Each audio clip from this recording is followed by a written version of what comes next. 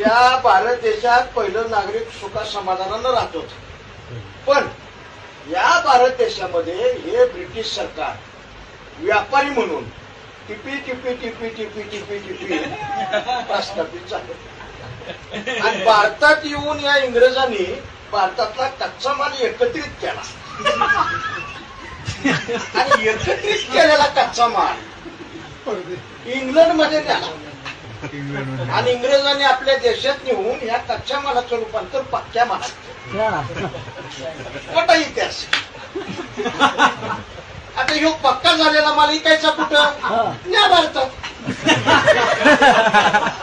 आणि भारतात इंग्रज आले, पक्का माल घेऊन आले आणि जिथं तिथं वसाहती स्थापन केलं, दुकानं मांडली, आवचा भाव लावला, एकाचं डबल केलं.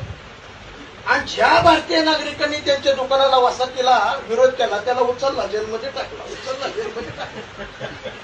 भारताच्या नागरिकांनी इंग्रज ह्या चोळामुळे चळवळी चालू झाल्या. इंग्रजाकडे शस्त्र पुरवठा होताच. धार गोळ्या झाल्या. नागरिक खलास, बांधलं. भारताचं नागरिक इसकटलं, घाबरलं, पण निर्णय घ्यायला पुन्हा एकत्रित आलं.